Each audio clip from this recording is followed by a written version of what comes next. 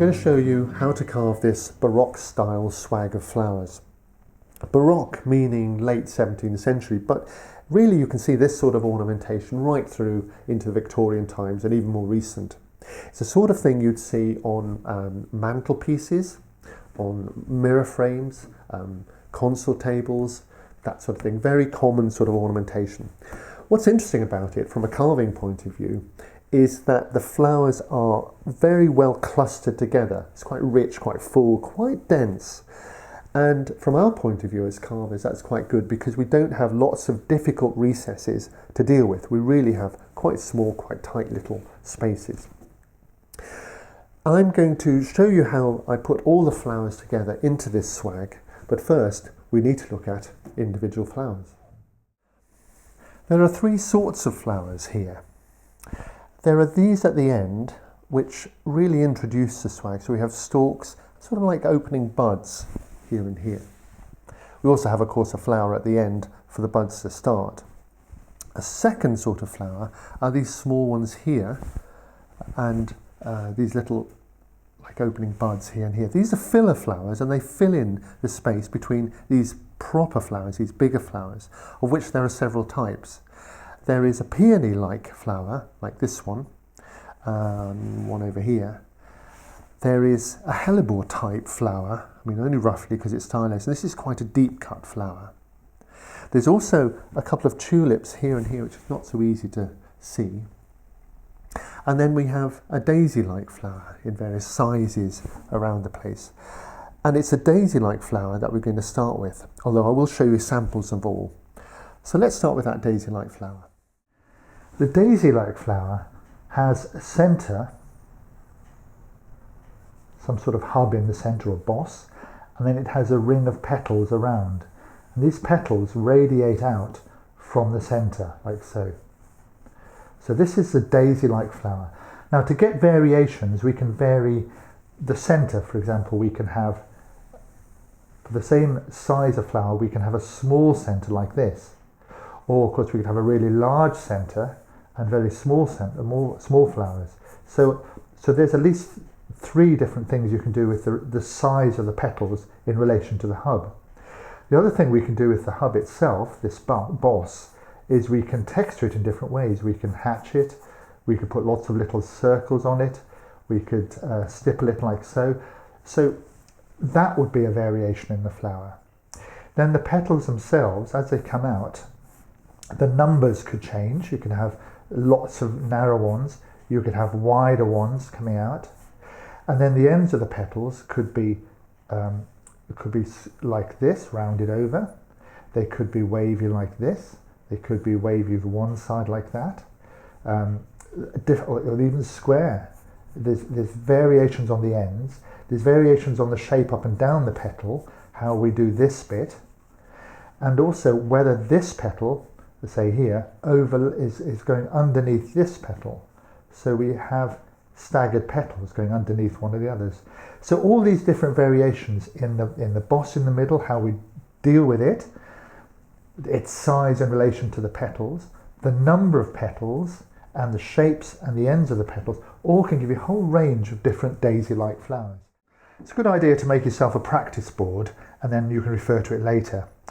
So for this practice board, I've just got a piece of fairly basic carving wood, and I've drawn out, using a compass, an outside line for the petals and an inside for the boss in the middle. And that's about a third of the distance. And that's a good one to start with. And what I'm going to do is I'm just going to chop away the wood around here, just so we can free the flower.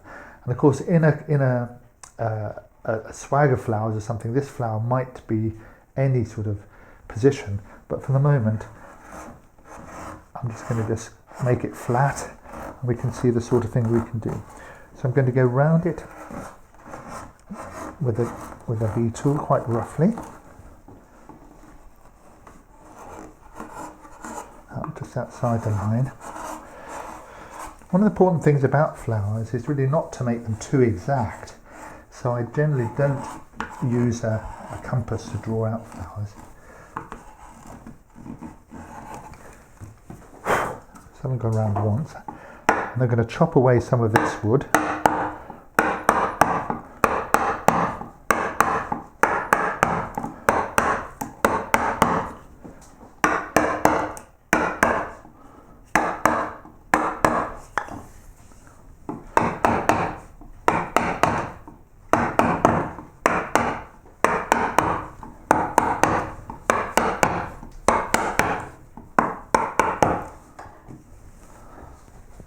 More of that out of the way. So what I'm doing is I'm trying to get down to a depth of about 1/4 of an inch, just to give myself some petals, the ends of the petals some room.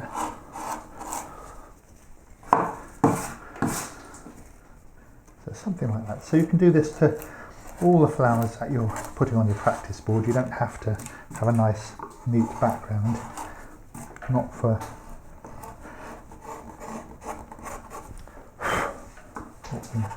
now. Okay, so I'm just outside the line, about 1/4 of an inch, 6mm down, something like that. I'm going to draw the petals in by hand. I'm going to make it 16 in this case, and I'm going to do it by hand and not a ruler, by hand and eye rather, because I don't want them to be too exact. So I'm just going to use my eye to divide this up into 16, dividing that by eye across here and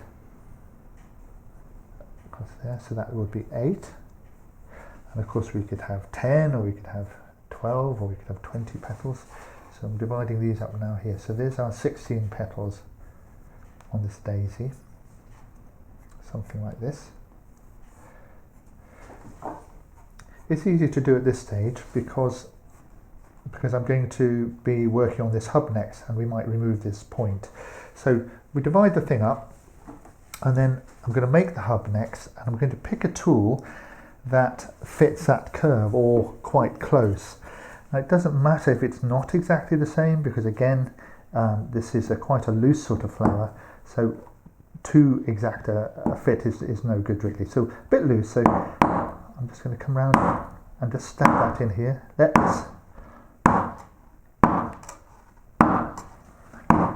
Like so,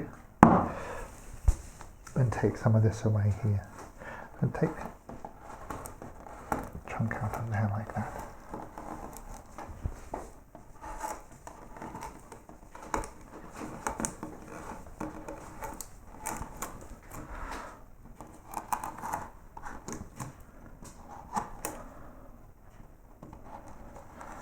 Now again, we can decide how flat we want this boss to be. At the moment it's gone a little bit out of shape, and I'm not that worried. It's quite nice really. We don't have to worry too much about these things. I'm going to go down a little bit more here.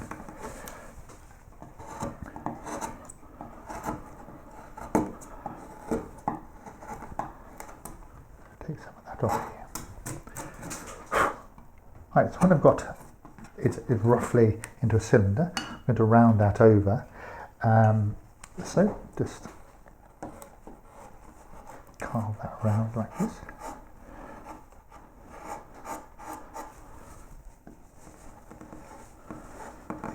Using the tool upside down.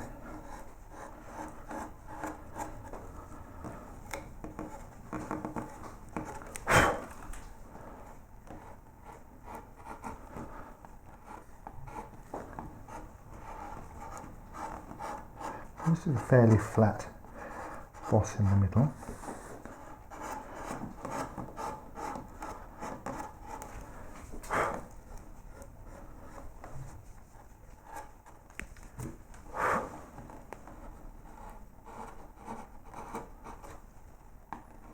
Let's just make that a bit.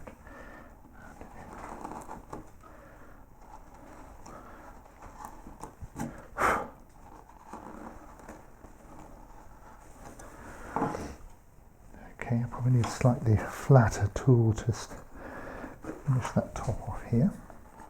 So this is a fairly flat boss, and we can then decide how we're going to texture it. So once we've carved this bit out, we can start looking at the petals.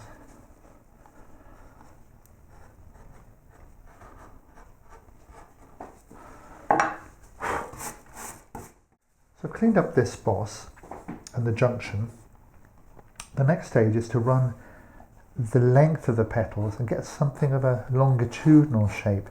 And this could be straight down, in other words, from the outside here in a straight line, like this.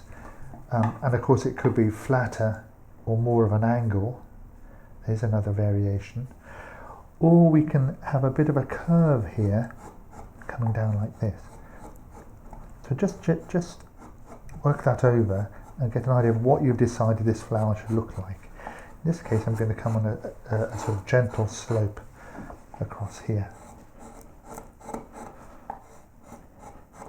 It's a little curve like that.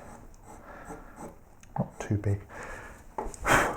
So I'm going to work all my way around with that, and then I'm going to redraw in these lines. So I've still got a little bit at the tip here when I divided it, and I'm going to draw in those, the centre petals. So I'm going to continue and get that all the way around.